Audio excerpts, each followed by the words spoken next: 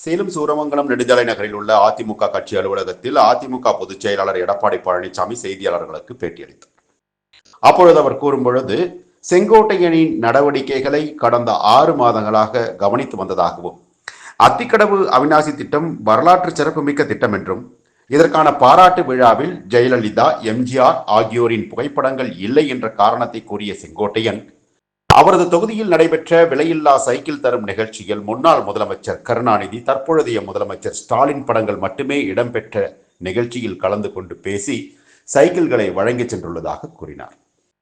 கட்சியிலிருந்து பிரிந்து சென்றவர்களை மீண்டும் இணைக்க வேண்டும் என செங்கோட்டையன் கூறுவது சரியான கருத்து அல்ல என்றும், அவருடன் இருப்பவர்கள் எல்லாம் கட்சியிலிருந்து நீக்கப்பட்டவர்கள், பிரிந்து சென்றவர்கள் இல்லை என்றும், ஓபிஎஸ் விவகாரத்தை பொறுத்தவரை அவர் நீக்கப்பட்டதற்கு பொதுக்குழுவில் சிறப்பு தீர்மானம் நிறைவேற்றப்பட்டிருப்பதாகவும், மேலும் செங்கோட்டையனை எதற்காக ஜெயலலிதா அமைச்சரவையிலிருந்து நீக்கினார் என்றும், தான் முதலமைச்சரான பின்னர் தான் அமைச்சரவையில் அவருக்கு இடம் கொடுத்ததாகவும் கூறினார்.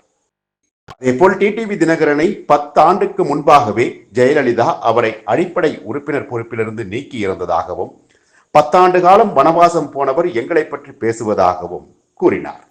இது அடிப்படை உறுப்பிலிருந்து நீக்கப்பட்டவர்கள், பிரிந்து சென்றவர்கள் அல்ல. அதை நன்றாக எடுத்துக்கொள்ள வேண்டும்.